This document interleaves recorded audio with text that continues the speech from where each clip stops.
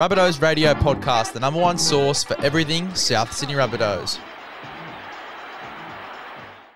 Welcome to another edition of Rabbitohs Radio. My name is Grant Travel, joined by Big Les from the Big Les Rugby League podcast. What's doing, Les? Nothing much, mate. Another day working for the man. I tell you what, I am absolutely buggered, tell you that for free. But ready to talk some rugby league. Obviously a big game for us. And I think every game, I guess, is going to be a big game now heading into the next few weeks because we can only lose one more if we want to make finals. So the pressure's on. Well, it's down to that magic number now. Yeah, one. I mean, mathematically, yeah, we can make it. And, you know, it's like when people start talking mathematically, it's going to be an uphill battle. I know the boys will be pretty positive in training on Monday and some of those press conferences. Damien Cook was pretty confident the boys can keep turning up and doing a job until it's mathematically impossible. I'm sure that's exactly what they'll do. Site pizza giveaway this week. The guest of the competition, it was Brian Seamsman and Gerald Simons got the win, mate. Yeah. I thought I'd make it a little bit hard for you guys. Picking a player, obviously, Brian is my mum's boss, so I know Brian. I thought that, obviously, since he's only played, one or two games for the South Sydney Rabbitohs, I thought it would be a little bit of a difficult one for you guys to get. So, look, credit to you guys. You got it within the first 20 seconds of me posting it still, so might have to make it harder still, chaps. Yeah, that's the hardest one you've done, mate. No doubt about it. And there was a few people able to come up with that one. Look, all we can say about Brian is, mate, once a Rabbitoh, always a Rabbitoh. So they can't take that one away from you, mate. Champion, Brian, and thanks to the guys down there at Site Pizza. Gerald, we'll send you a message to inform you that you've won that, and you can take it to any of the Site Pizzas there. Site Pizza Little Bay, Site Pizza Maroubra, and the new one, Site Pizza Matraville Hotel. We've also got another competition at the moment, Big Les, a really exciting one. Quest Apartments Woolooware, we touched on it last week. They're giving away an apartment, one-bedroom serviced apartment for one night on the 3rd of August. It's the same day we play the Cronulla Sharks at that ground. Wouldn't be more than a 100-metre walk to the ground. Great prize. You get a couple of tickets to the game as well, which they're rare as hen's teeth, these tickets to the game. And that prize is valued at $565. So jump on our Instagram page and read the prompts and make sure you jump into that competition. We've already had over 200 entries in that one, so been greatly received, that one, Big Les. Yeah, unreal. I mean, tell you what, there's much worse things than having an apartment right next to the footy. Tell you that for free. Oh, yeah. I wouldn't mind getting down there myself, but they're pretty tough to get tickets there. It's a beautiful little boutique ground down there in Cronulla. And look, as soon as the game's over, you can go and have a couple of beers at Northies, which is, you might even bump into a couple of the Sharkies down there. All the Rabbits, you might see Damien Cook and Alex Johnson. They all live down there, and Tommy Burgess. So there's a plethora of the boys that live in that region. Team list Tuesday, mate. And teams have dropped. Not a lot of surprises. Looking at the list there, the experienced Siliva Havili comes back into the 17. And obviously, Jairo drops out with that surgery. Spoke to him at Coogee on Sunday down there for the New South Wales Cup clash with the Bears, and he said it feels really good. He was actually surprised how well he felt, and the surgery couldn't have gone any better, so I'm happy for Jai to rest up and support the boys. And obviously, Captain Cam Murray comes in as well, which has Liam Le Blanc, the rookie. He just drops out into jumper number 20, mate. How do you see this lineup, bud? Pretty stable. Yeah, look, pretty stable, as you said. I mean, Havili coming in, I think it's great. I think it's great you have that versatility coming back into the side as well. You can play a number of positions in your forward pack. Interesting they've gone with him and Peter Mamouzelos. I thought that Peter might come out this week and we might see Havili take that hooker role off the bench and just, depending on how Cookie goes throughout a game, maybe Cookie does play the full 80 and Havili just comes in through the forward pack. But it's very interesting. They've got them both there. As I said, you keep that versatility on the bench, which is nice. We expected to see Havili come back in this week. Obviously, Cam Murray comes back in. from Origin duties. Jairo missing out. It was great little coverage we got on the Instagram of the Rabbitohs page of Jairo just before surgery and stuff like that, just the processes. It was great little coverage there from South. Look, wishing him all the best, obviously, for the rest of the year, having to sit out. There's a number of South boys that are sitting out for the rest of the year, so wishing all of them all the best as well. But, Jai, what he's done for us this year, and just in terms of his toughness, playing with this injury since round 1, we're in round 20 now, so to play that number of weeks, 19 weeks of football with an injury like that, an injury that needs surgery. He's done a sensational job, and it's great to hear that the surgery went very well. But in regards to the team list, nothing that we didn't expect here, ready for a big game against the Tigers. And, looking at this Tigers lineup too, obviously a few strike players there. I don't think we can take them lightly whatsoever. No. They're coming off a loss. Any team in the NRL coming off a loss is going to be dangerous. There's some young talented players in this side. Jareem Buller, we've seen what he did last year. Luke Laulili, young fella who only debuted a couple of weeks back. Charlie Staines is a dangerous player, and Lachlan Galvin's been, I guess, one of the finds of the year. Had an explosive preseason. And look, young Talon De Silva, who debuted last year. He's got all the talent in the world. Comes out of the Western Suburbs Magpie system. They won the comp in the Harold Matthews, and he was able to climb his way into first grade. He'll be looking for a bit of redemption there. Look, I love the 13 there, that Phenomenal Polo. I think he's someone who you can't say hasn't improved this year. Come up with a brilliant cover tackle and a heavy loss last week, but he just continues to impress. If we're not counting Lockie Galvin into the picture, he's been their best player by a country mile. He's been absolutely outstanding for them this year, just super consistent and so hard to handle. He's got great footwork at the line. He's got a decent offload on him as well.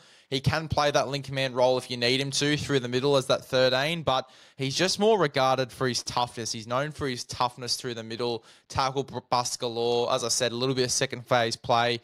He has been very close to their best player. One that I'm a little bit worried about, and it does depend on how they structure this side. You'd think that Cam Murray would go over to the left-hand side with Michael Cheekham staying on the right. Big Samuel Afinu. What an absolute weapon he has been, and he seems to just get better every single game, and especially his combination with Galvin as well. That is going to be one to watch, and I think the Tigers coming off a pretty disappointing game in their previous match. I think that they are going to play up here. A bit of a younger side too, as you would have noticed, other than Clemmer, the veteran there in the middle. It is a pretty young team. Johnny Bateman, another vet in there, but yeah, a few youngsters. Alex Twall's a guy that stands out to me too, coming back into this team. Obviously, he's had a few weeks out. I believe with delayed concussion symptoms. I could be a little bit wrong about that, but he's been out for the past few weeks. He is such a goer for them as well. And just, you talk about effort plays. He is a guy that just personifies that every single week. Obviously just putting in 110% through the middle for this side. I still think it's a very tough outfit. And I think that where we're going to get most of our momentum is now back on the edges through guys like Tane Milne taking those really tough carries out of his own end. Jacob Gagai as well, with his work out of his own end as well. And just some of his defensive performances over the past few weeks have been great. And then Jai Gray roaming on both sides of the field as well. We've seen it over the past few weeks, and it's a big reason as to why Alex Lobb got dropped on the weekend from last week, their past winger, and they've got a pretty much new backline with Fatape moving back into the centres. Luke Laulili coming back in, who was just a real star for them over the past few weeks when he's debuted. But they do like to jam their outside backs. They jam so much. And we talked about defensive combinations the other week on the podcast, Chaps, and how important they are as well. I think that we are going to get a lot of our go forward, and we're going to get numbers on the edges if they do continue to jam. So I imagine Benji sort of talked to them about that. But where do you see a lot of our go forward coming from in this game? Yeah, well, I'd like to think the forwards have a bit of a comeback this week. They've come up a very experienced pack last week. They had hundreds and hundreds of NRL games experience with the Bromwich brothers and the likes, and the GOAT coming off the bench. So I reckon our forwards will be up for a big one this week to try and pave the way down the middle. And all that's going to do is light it up for a guy like Cody Walker. You talk about wingers at jam in. Cody Walker rubs his hands together, mate. He goes, "You beauty." Double pumps, bang, throws it out to Gags out in the wing, or he'll come over on that left hand side where he's so comfortable. He's going to make sure Alex Johnson crosses the stripe a few times. Look, I'm pretty confident of a solid victory. I know there will be a certain bounce back from the Tigers. It's a day game. They probably might have the advantage in some of the speed on the edges. But when it comes to footy now, some smarts, mate, I'm so glad Cody Walker and Damien Cook and Little Jai Gray are on our team, mate. I reckon we're gonna have a beautiful victory there. Now, jumper number 22, we've seen him come off with a calf strain, maybe it was. I think it was Apasai Coruscant, the former Rabbitohs premiership winner Yeah, in 2014. 1 to 2 weeks for him. He'll be Yeah, I don't think he's going to play at all. Yeah, they've named him as a smoky on the bench, but look, he's at long odds to play from all reports. But geez, he's a big out for them. You can see as soon as he went off, they lost a lot of direction around the middle. I think Heath Mason jumped in there, and he's a goer, Heath Mason. I like him. I think he's a local junior there. He's actually copped the axe. He's in jumper number 19 this week. But they're a team that they're going to have weeks like they had last week where they got touched up by a big score. I don't expect it to be a score like they received last week. I reckon it'll be a bit more of a fight, and South might get away with maybe a 1 or 2 try win there. Nice comfortable win at the back end, two try plus. I think a big reason as to why they just haven't improved as much as what we thought they would by this time of the year is because they keep chopping and changing their side. Like, I don't think there's been 1 week or at least 3 weeks in a row where they've had the exact same 1 to 17. And look, I get it. They've had injuries in the back row. They've had injuries throughout the park with different players. But I just don't think I've seen 3 consistent weeks of a consistent 1 to 17 that's been named for them each week. It seems like every week there's a change, whether it be the back line, whether it be in the forward pack off the bench. You know, you look at some of the better teams in the competition, Melbourne, Penrith, Roosters, and I think we touched on this last week. They barely change their team unless there's an injury. They have a set 1 to 17. And look, they've figured a lot more out than what the Tigers have in terms of what the side is going to look like for the future. They've got a plethora of backline players at the moment. They're trying to sift through and try to find the next big guy as well that's going to stay in their backline long term. You know, there's a lot of question marks around Stefano. They're blooding some of these younger forwards just in case that Stefano does end up going to Melbourne, like the rumours do suggest. I just feel like they do, though, need to keep a consistent 17, at least for the next 3 to 4 weeks. Otherwise, it's going to be the spoon team. They just keep losing confidence. They lose confidence when you keep dropping blokes down, bringing them back up. They're just going to find a group of 18, 19 players that they're confident with and stick with them for a number of weeks, just try and build some belief. I'm glad they're giving this Jordan Miller a go. Now, I was at a game where he played in the reserve grade, and he really stood out. He's a monster of a kid. He's 130-something kilo, 132 kilos, 19 years of age. I'm pretty sure he's from the West Magpies. He's going to be coming up against another bloke off the bench, 124 kilos, and Thomas Burgess. I reckon if they come together, mate, there might be a little tremor, mate. You might get a 3.2 magnitude earthquake if them two come together, mate. There's some big humans there. Yeah, his debut was outstanding too when he came in. I thought that he was quite solid through the middle. And, you know, I'm a little bit surprised that another new guy that they had brought in for the past few weeks, Ruben Porter, is sitting in jersey number 20. There was weeks where they were playing him for 80 minutes on an edge. And he's a middle forward, I believe, if I go onto his profile. Yeah, lock forward. He was playing edge and they were playing him for 80 minutes. Like, yeah, look, I can talk about it all day, but there is a little bit of inconsistency here with this 17. Jordan Miller, though, it is a great opportunity for him to come in and earn a spot. You know, Sione Fainu, I'm very excited about too. Prop forward there. Just an absolute freight train as well. 109 kilos, 185 centimetres. He's quite young as well, 23 years of age. As I said, he's a very young team. And I think we do beat them in the experience department with guys like Tommy Burgess, with guys like Cody Walker, White and Johnston. You know, the list goes on and on. But yeah, look, I mean, some of these young forwards are just absolute goers. And I've seen some great glimpses of them over the past few weeks. You know, I think that the leg speed, especially if they, you know, get a bit of a faster attack, quick play the ball, stuff like that, these young legs, they could get a bit of a run up on us potentially through the middle of the field if we do switch off a little bit later in the game. But I think that with how Davey Moali's been playing over the past few weeks, with Keon, how he's been playing over the past few weeks, I just can't say that happening, really.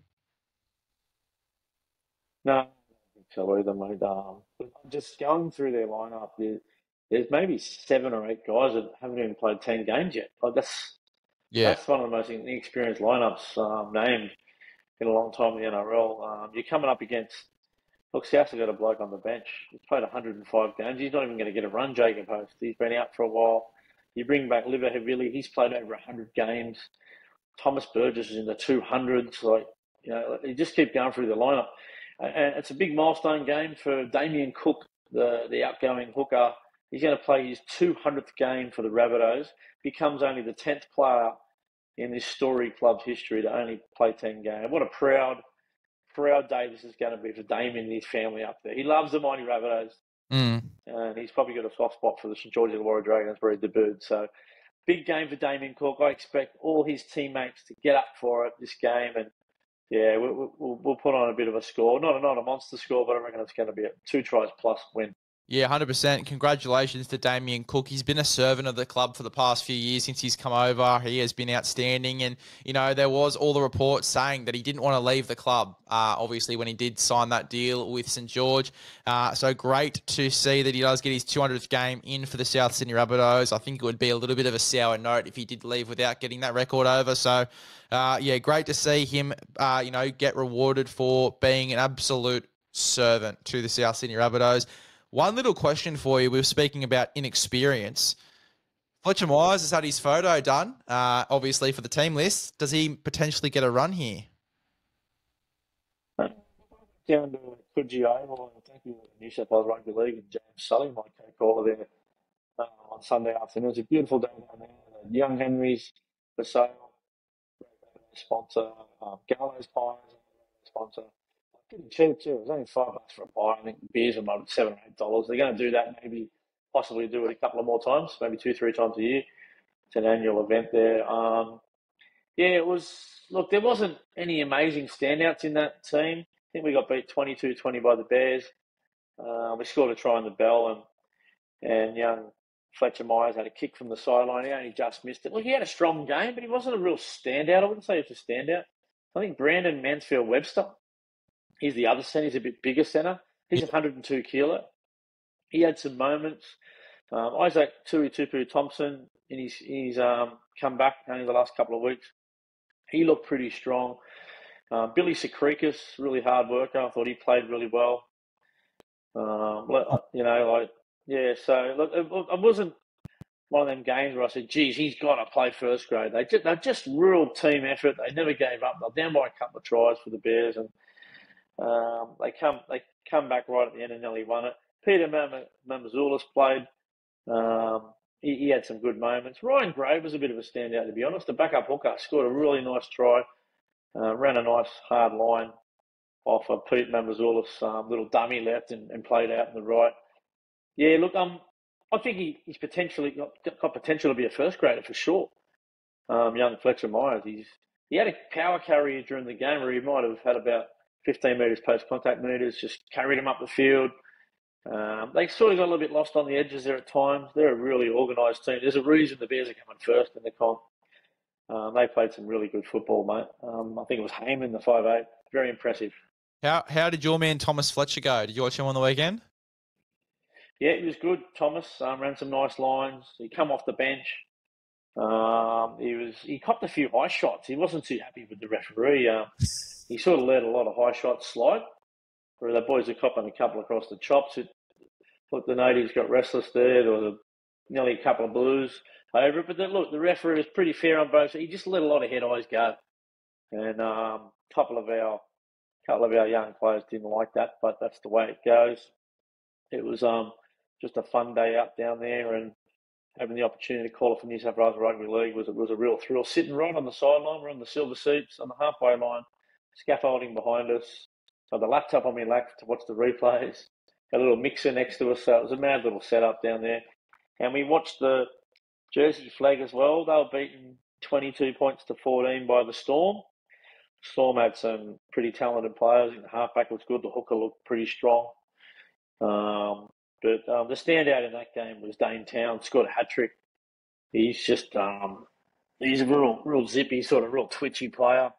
He's got a great step on him, some nice hands. If you have a look on our YouTube channel, I put up a little clip of his 3 tries.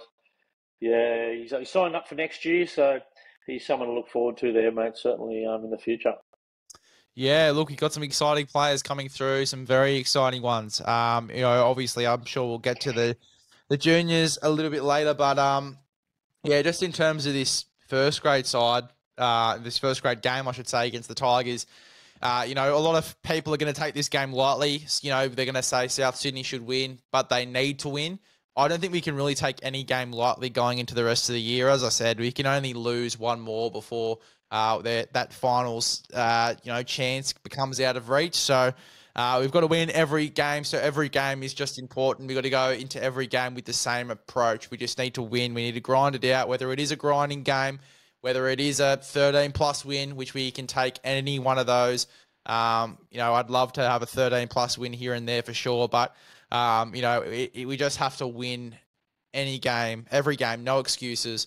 And look, it will be very interesting to see, with a few injuries. Obviously, Latrell Mitchell's going to be out for the next few weeks, which is a huge blow around this time. And I think a huge blow for this game as well, to be honest, because Buller has recently started to come back into a little bit of form out there at the back at fullback, who we haven't mentioned yet. So that battle between him and Jai Gray will be very interesting. And just as well, Jai Gray, we talked about his defensive plays against the Dolphins last week. He's going to have to be switched on again here against the Tigers, because Jareen Buller loves to get off kicks on last tackles, getting set up by guys like Lockie Galvin, who will put a little chip up for his winger, similar to the try we saw for Tom Trbojevic for Manly on the weekend. Jareen Buller can snag those. Luke Laulili, I think just a young gun with some great leg speed, great in post contact. He reminds me a little bit of not to the extent, I'm not comparing these two guys, but he reminds me of Brian Toto. Just the way that he carries himself, the size of him, and just the power that he has for his size. He's definitely going to have to be one to watch. As I said, though, not to ramble on too much, because I have rambled on a little bit in this podcast already, but we cannot take any game lightly. I think this is going to be a tough contest. No, I mean, if South turn up with the right attitude, they honestly should not get beat unless Tigers play a 11 out of 10 game. If South turn up with a defensive mindset, ready to work hard for each other from the inside out, continue that scramble that we've seen, improve our goal line D from last week. The kicking game's got to be better as well. Those couple of areas we spoke about, I see us getting away with a win there. Like, the more I watch that replay, the more I look at Jacob Gagai. He is just exactly like his brother in terms of effort on effort on effort. There was a play where Pungai Jr. got that offload and they scored. You have a look at the tie shot before the offload. Gagai's on the right wing, right out in the sideline. He comes into the picture in the last 2 or 3 seconds to come across in cover to try and cut him off, just in case, when they went back on the inside and scored. Like, he just went there just in case. Look, it didn't come up with anything this time, but the coaches love stuff like that, when the player just keeps turning up just in case, because that's going to result in a try-saver eventually if you continue to turn up for your teammates week in, week out. So can't wait to see Jacob Gagai continue to just evolve. And, at the age of 28, what he's been able to do, mate, it's been beautiful to watch. Nine games, 9 tries. I think he continues and gets another couple of tries in this game, mate. I'm really enjoying watching the boy from Mackay. And it's been discussed on a number of podcasts recently, Jacob Gagai, with his age at the moment, 28 years old. Not many guys at the moment who get to that sort of stage in their career where they haven't really had the crack in first grade yet, and they are, reaching their mid to late 20s.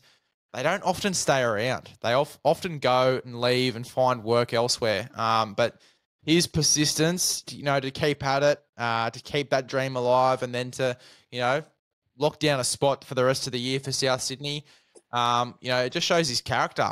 We talk about his effort on effort and his persistence on field, but off field it has been just as strong, and that's been going for the past few years as well. So, shout out to Jacob Gagai. He's killing it at the moment, absolutely killing it. Yeah, he certainly is. You spoke about Jai and his try save. He's only in his fifth game, Jai, mate. I think he gets the Adam Sampson loan market finance tackle of the week, and you can take any tackle you want. I think the one on Jack Bostock on the goal line was just about the tackle of the match. The one on Trey Fuller, I think, as well, was a try saver, and the one over on the other side of the field in cover as well. So well done to Josey Gray for continuing to knock down the doors there, and thank you very much to Adam Sampson for his continued support of the program. Now, we might get into the pathways, mate, before we get into a little bit of Origin talk as well. So we just spoke about that game. I've already told you who I was impressed with down there at Coogee Oval.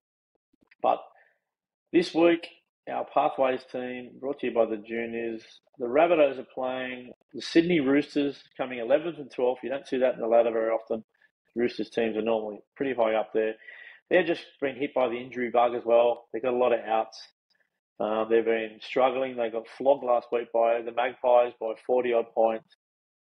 So I'm thinking our boys put in a bloody good performance last week. They just fell asleep in a few little patches and a few little areas. If Coach Gerard Callahan can get them up this week, we might see them have a win. And they're playing in the prelude to the first grade game up there at Intrust Group Stadium at Gosford, mate. So there's a little double header there for you if you go up to that game. Shout out to my mate, Dilas Alvara. Himself and his brother are playing together this week, starting in the front row together. So keen to see how they go. Zach Docker-Clay comes back into the side for the Roosters as well, for their New South Wales Cup side. So that is, I think, a huge in for them, just in terms of a bit of versatility off the bench. And Tyrese Tate, who you saw in the under-19s Origin game, absolute freak of nature there on the wing, looking for him to have a big one. Callum Gromick is so silky at the back there at fullback for the Roosters too. So we've got a pretty decent matchup here. Yeah, they got flogged last week, but it is still going to be a tough task for us boys, for South Sydney. Looking for Fletcher Myers. You talked about how he's great in contact before. Looking for him to have a big game there as well. Who else do we get into this side? We get Leonard Skelton back on the wing. Perfect. Liam Le Blanc comes back in at 13 there. I mean, I think we're in a pretty decent position to win this game. I really do. Matty French off the bench. Casey Chapman. Yeah, look, it's going to be a great game. It's going to be an unreal game. Tommy Fletcher there, starting back row. Unreal stuff. Yeah, Tommy continued to develop there in reserve grade. I want to give a rap to, I only just noticed he's out, mate, Leon Tahau. He was probably a standout in the backs for us, honestly. His yardage carried, his foot speed. He was able to go up and catch a few high balls. He's also able to drop back in defence and make some cover tackles when he had to. He's someone, I think he's had his best 3 weeks at the club since he's been here. Now, he was the very first ever signing we had out of our Southeast Satellite program. We brought him down. He had no luck. He kept getting injured in the lower grades. He probably doubted his own ability, questioned what he was doing down here personally. He just lost a lot of confidence. He has taken some huge steps in the last couple of weeks, and I'll find out what happened to him, but I think he must have had a concussion. I think he had a bit of a head knock late in that game, coming up against some of the big North Sydney players they had out there. So good luck to you, Leon. I hope you do recover. I want to give a quick mention to Bailey Bentley Harpe. I think he's also been a standout, especially against the Bears. Playing fullback, he's had a couple of tip-ons. He created a few opportunities for his players. Deontay Alper never stopped. Good luck to those boys. They're going to be playing before first grade. Now, the other one is the Jersey Flag. They've got a game at 11 o'clock. Not too many changes there. Looks like it's a pretty similar team to last week. The young halves who are normally fullbacks, you got Mark Nosa and Carson Cao. They're going to be having another opportunity in the halves. They're more outside backs. That's how short we are. Coach Tippy will keep swinging. I love the big redhead. He's got real dark, thick red hair. Old Rowan McIntosh, mate. He's a big, tall fella, pretty strong built.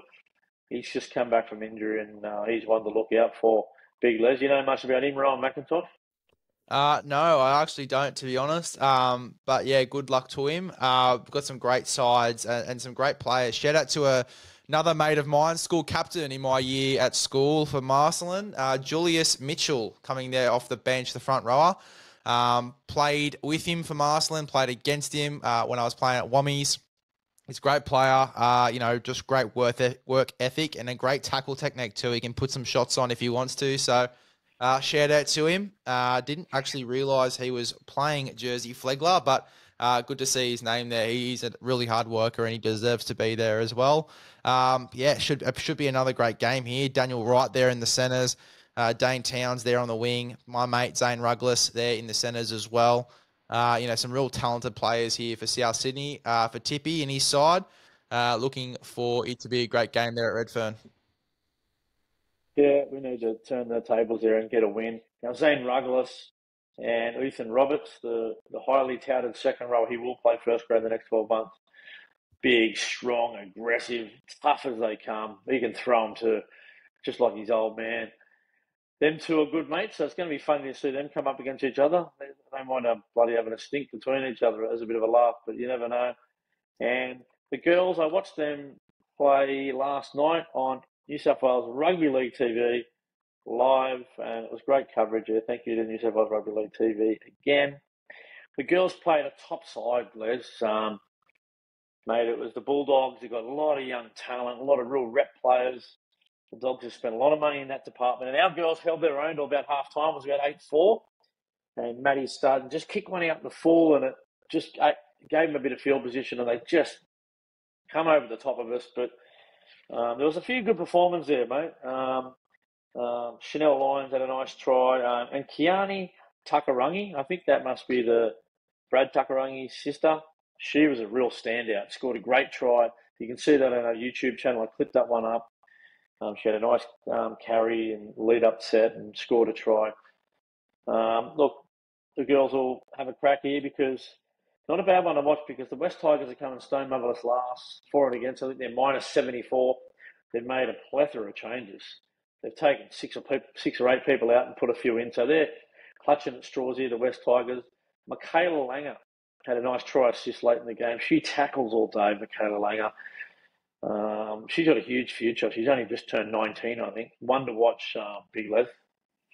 Yeah, look, as I said last week, great to see how far the girls' game has come over the past year, 2 years, 3 years. It's becoming bigger every single year. We're getting more teams every single year as well. Great to see the girls doing well as well over the past few weeks. Very good to have a Monday night game as well. Not often we get a Monday night game, so it was good to relax on a Monday and watch that one. Some great performers. You spoke about Brad Takarangi's sister. She is an absolute workhorse, and you get some great football, glimpses of great football throughout the girls' game as well. It is pretty fun to just sit back and watch this spectacle grow in front of your eyes. And, when you've got talented girls playing like Brad Takarangi's sister, Maddie Studden in the 7, who's a veteran of the game, and then looking at the NRLW as well and all of the girls in there as well who just get better every single week and every single year. The quality of football gets better. As I said, it is so good to see that game grow. Yeah, I think they're sisters, the Monshall sisters. One's called Shaq, the 5'8". You should see the fens. She puts 3 or 4 fens on someone. It's on our YouTube channel. I've clipped that up. And her sister, Shanice, mate, great futures. I think both of them are 18 or 19 or something like that. We keep an eye on that Bulldogs. She'll play rep footy, I think, that number 6. Big Shaq, Monshall, and her sister. So a couple to look out for there. And the girls deserve a bit of support. Get down there and support them. 1 p.m. at Redfern Oval this Saturday. Plenty of footy on. If you can't get up to Gosford, get yourself down to Redfern and get behind all our Pathways teams. They'll certainly appreciate the support. Yeah, 100%. You got anything else for us, Les? Nothing else from me, mate. Nothing else from me. Looking forward to some footy on the weekend. Hopefully, our bunnies can get up against the Tigers. I think we will get up at the end of the day. I think that, the Tigers, their back line, their performances over the past few weeks, they haven't been the best. So hopefully we do get up in that game, and then look, just setting ourselves up for the next few weeks. I think if we win this game by a decent enough margin, psychologically, it will just prepare us really well going into the next few weeks as well. And obviously, 24 hours time. There's a small match on. 24 hours time. What do you mean? State of Origin, mate. Oh yeah, true. Big game on. There's a monster game on tomorrow night up there at Suncorp Stadium. Decider. Our New South Wales Blues have an opportunity to make history. Only two teams have done it before. Look, the more I look at this Queensland backline, the more they start to scare me with blokes like Cobbo and the Hammer, and obviously Gagai's done it at all levels, and maybe putting out Valentine Holmes on the wing might make a bit of a difference to Queensland. And Reece Walsh is due to explode at that level as well. Mate, I think people are underestimating how good Origin Dane Gagai actually is. Like, he is going to absolutely rip and tear. He's going to kill it out there as well. And interestingly enough, he will be partnered by Valentine Holmes, who's also usually quite good on the sting there for the Maroons. And it does take a bit of pressure off him defensively as well, obviously going up against the left edge of the Blues. Bradman Best there, along with Brian To'o, who are just post-contact meters galore, plenty of speed out on that edge as well. Best, obviously a great motor for such a nuggety guy. I think that it is going to be a really great matchup there. I think that this whole game is going to be a lot tighter than what last game was. I cannot see a 13-plus lead by either side at all. Just one of the old mates from our work just jumping in the picture. I'm really looking forward to watching that one tomorrow night. Captain Cam Murray, I'm reckon he's up for a big one, Cam Murray. And it's really important for guys like Liam Martin and Angus Crichton to continue that aggression they showed in games 1 and 2, try and really intimidate and bash the Maroons team. And I'd like to see another big game out of Payne Haas, the big number 10, the Broncos forward. He had his best game in Origin in game 2, and if he can improve somehow on that performance, it's going to go a long way to us winning this game 3. Totally. And look, I've talked, ad nauseum on my podcast as well, just about the start, how we start this game. Obviously, in the past 2 games, we've started very, very well, particularly in the first 10, 15 minutes or so. Just with our line speed, coming out in defence and putting shots on blokes. I think that a big part as to why we got into Queensland's heads was that first 10 seconds where Lindsay Collins tried to have that statement run and we flogged him into his own end. And that set the tone. You take out the snake, take out the snake's head, and you can obviously defeat the beast. So, it is going to be a really, really tight contest for me. I think Queensland are going to be a lot more up for it. Paddy Carrigan especially, he's effort on effort, that guy. The forward battle is going to be immense, and whoever wins that wins the game. I think that it is going to be a lot harder for both sides to get out of their own end, particularly because of the line speed of both sides. I think you'll see a lot of fatigue in this game after about 30 minutes because it is just going to be very fast. I think there'll be minimal errors. I think that it's just going to be ball in play for like 20-minute periods. I think that there's going to be minimal errors in this game. It's just going to be teams flying out of the line, trying to kill the bloke on the opposite end, and obviously keeping both sides in their 30. So looking for that tight battle in the middle. I think it's going to be a good game. Yeah, and we'll probably due to see Harry Grant put his stamp on a game as well. A little bit quiet, hasn't played a game since Origin 2. We don't know what condition he's in. I mean, we haven't seen a lot of clips from him or anything. Queensland have been pretty tight-lipped as to how he's tracking and how he's going. Be interesting to see when and where they use him. I mean, Ben Hunt's been such a weapon for them. Starting the game, he's been a try scorer. He's been able to score he scored that massive try. Was it last year or the year before, that try that won the series? They got 2 very exciting very exciting hookers. But look, Watson, I mean, we don't know how he's going to be used again. Like, Watson probably come on the game when it was all said and done. We were already up a big score. We only had made the one change in the first half. Isaiah look, to me, I see us trying to attack pretty similar positions. Try and get it out wide, and try and attack them on some of those edges. Test them out. Maybe they haven't played together in the same team together. Some of these edges. Gagai's been out of the side for a couple of years now. He's got a reprieve. Why not test out Dane Gagai? He's not the greatest defender at club football. I know he's performed every time he's been given a maroon jersey, but look, we're going to absolutely test them from the opening minute and see exactly what they've got. And guys like on our side that you're going to have to look for, Dylan Edwards in his second game, he'll only grow in confidence. Stephen Crichton has become one of the most consistent Blues players over the past couple of years, and I'm looking for him to show some leadership and get us in the right direction. And Mitchie Moses, the width of passing, some of his defensive routes in game 2, that won't stop. That'll continue. Look, I just can't wait for it. I wish it was on now, Les. Kick off now. I want to see it right now. I don't want to wait till tomorrow. Yeah, no, I'm the same, mate. Too eager for it. State of Origin is probably my favourite time of the year, and I can't believe it's coming to an end tomorrow night. But, yeah, look, this is going to be an almighty clash. You talked about how Connor Watson is going to be used. I think he'll probably still play hooker, in the last 20 to 30 minutes. But, again, I think it's just very game dependent. I don't think you can really put a pin on where he's actually going to come onto the field.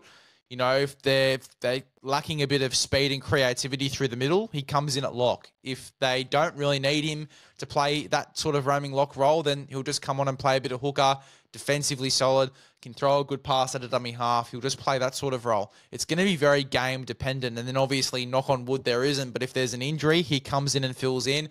Now, they were actually talking about it, and I want to get your thoughts on Bloke in a Bar today, just about if a centre goes down, do you put Connor Watson there, or do you put maybe Cam Murray in the centres, or do you put Angus Crichton in the centres and have Connor Watson coming on and playing more of a middle role? What's your take? Would you chuck Connor Watson straight out there, or would you be looking to chuck someone else there first?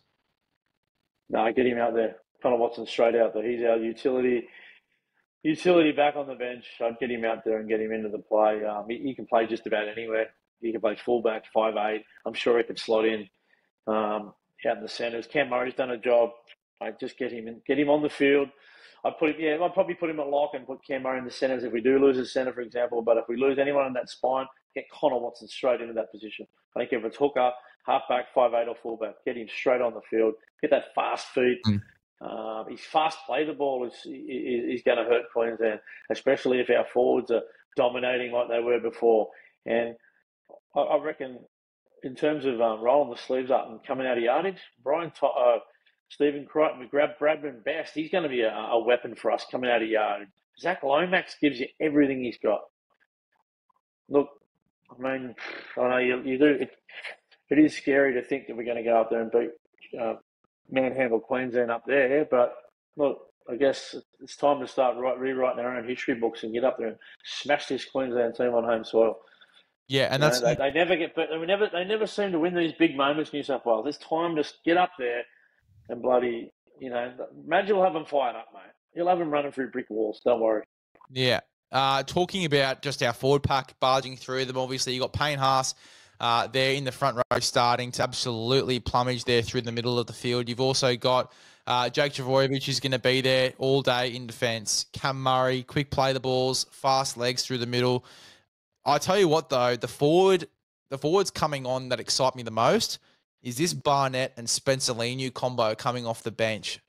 This is going to be insane, like absolutely insane. These guys go all day, super tough through the middle, can come out of the line and absolutely flog people as well. This combo off the bench is going to be absolutely insane, chaps. He's in great form, Mitch Barnett. He's in great form. He's been killing them for the Warriors. Like, I loved him when he was at the Knights. He was a standout. He's aggressive. He gets suspended all the time. You love players like that are going to just play on that fine line between fairness and aggression. And look, he's someone who's going to go out there and take heads off. That's exactly what he's going to. They might even start him. They might say, Cam, we'll keep you out of the friendly fire early. We'll get you on for a little opening period, then bring on Cam's fast feet. Who knows? Like, Mitch Barnett, I hope he gets more than friggin' 10 minutes of what Olakwadu got the up in one of them games. He deserves more. I want to see more of this bloke. Well, I think we sort of touched on it with Olakawatu, though. The reason I think he got the shorter minutes was because he's an out-and-out back rower. And they brought him on, they put him in the middle. But their back rowers as well were outstanding, so you can't really put him into the back row. So they just took him straight back off. I think if Homole Olakawatu comes back into Origin again, I think it's going to have to be starting in the back row. And, you've got Angus Crichton and Liam Martin there now, so that's going to be extremely difficult. I think that a guy that's probably going to look to get that spot or work to get that spot going into next year would probably be Keon Koloamatangi. Was quite surprised he wasn't in the squad, to be honest, going into this game, but obviously you had to have Hamoli in there. He was pretty adamant that he wanted to come down and train with the boys for the last game, so obviously you got to have Hamoli in there. It's only fair, but going into next year, no one injured. Fuck, we've got a plethora of guys to choose from, and it's going to be so interesting to see if we go like this, if we go in a different direction. But yeah, look, the forward pack we've got now, so dangerous. The guys we've got coming off the bench, so dangerous. The one query I do have for you in terms of our rotation, though, as well, now that we've got Barnett and Lenu there in the front row, you don't really have a back rower. Barnett can play in the back row, but I doubt he's going onto an edge in this game. I think Martin and Angus Crichton play the full 80 on the edge.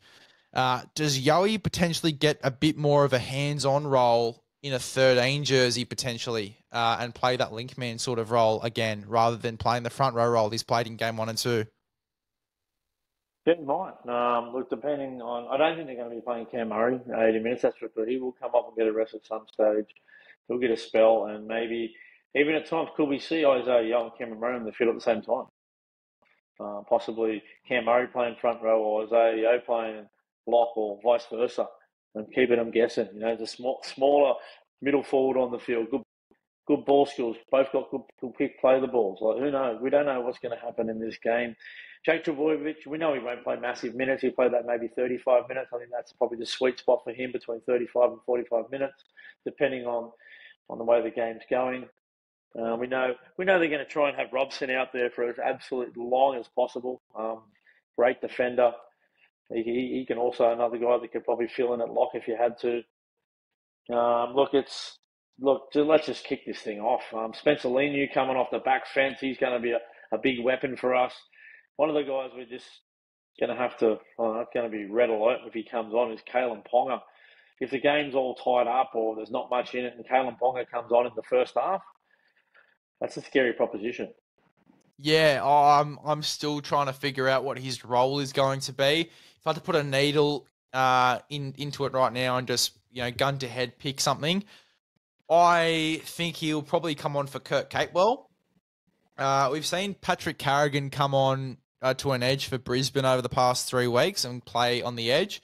So maybe he moves out there for a little stint, or we just see Callum Ponga defend out on the edge and then come through the middle and roam like a second 5'8". But I think he comes on for Kurt Capewell. I doubt Capewell's playing the full 80 minutes off the back of an injury and not off the back of very decent form.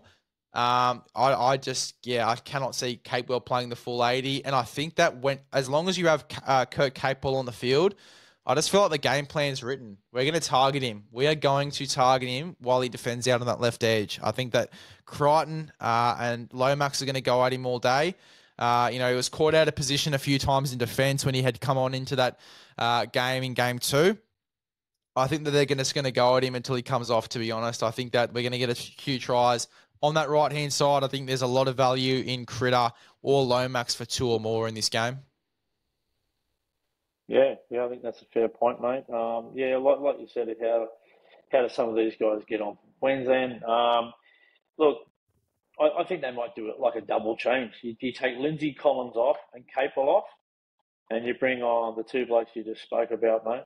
You bring in Kafusi in the back row, right? And then you put Patrick Carrigan up at front row, and you put Kalen Ponga at lock, especially if you're chasing points. If you're down by 2 and you've got to change the momentum of this game, get a forward off, get this Capewell off as well. Bring on Kafusi, who's a match winner. We can snap a half back in half in defence. I love him when he plays on an edge. Get Kalen Ponga roaming around the middle of the field with those fast feet, the way he can contort that body. He can play. His ball skills are insane for a guy of that speed and that ability. So I can see something like that happening, mate, for sure. But I tell you what, the upside of having Lenu and Barnett on the bench is that as soon as Callum Ponga comes on, whether it be 30 minutes in, whether it be later in the second half, as soon as Ponga comes on, I guarantee you there will be a change for New South Wales where Lenu and Barnett come onto the field and they target him through the middle. Whether he defends in the middle, whether he defends on an edge, they're just going to run at him and tire him out and just get him out of the game as fast as they can. Because what Callum... He's susceptible to a head knock too, isn't he? Down the middle of the field. When he played 5'8", he kept getting knocked out. So if he wants they want to put him in the front line, well, they're going to have to pay the consequences because, Spencer Leno will be targeting. But, mate, picture this. Kalen Ponga setting up Reece Walsh for a try. I mean, these two combining on that left-hand side is going to be an absolute nightmare. It's going to be great as a fan of rugby league in itself, watching these two combine for some champagne rugby league.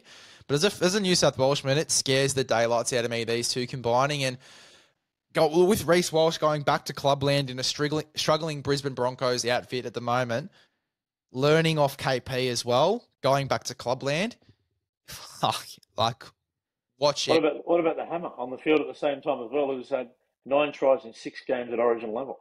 That's not a bad combo. Reece Walsh, the Hammer, and then you bring on Kalen Ponga in any role. Look, if it's not going well for them, and poor old Tommy Dearden is playing a similar game to what he did last time, where Moses shut him out, I think they bring Tom Dearden off and put him in the half, put him in a 5'8", and get some speed in there and try and get the ball out to some of those sharper guys on the edges, like your Hammers, your Valentine Holmes, your Selwyn Cobbos and the like. So, I suppose same game multi. You already threw yours out there, did you, mate? Yeah, I mean, you got to have a punt on Stephen Crichton or Lomax any time at least. Have one of them for 2 or more. I think that they go over a few times, just targeting and catching Kurt Capewell out of position. At the same time, being cautious about putting that bet on as well, and I might contradict myself here a little bit, but having Selwyn Cobbo defending on that edge, especially for the last tackles when Mitch Moses kicks over to that side and there's a contest in the air, this is going to be interesting to see how that goes for Lomax. I don't think many of his tries might have one in the air, but I think it's going to be a lot harder for Lomax to score up in the air on last tackle. I think it will be from a more low kick, and I think Moses will identify that as well.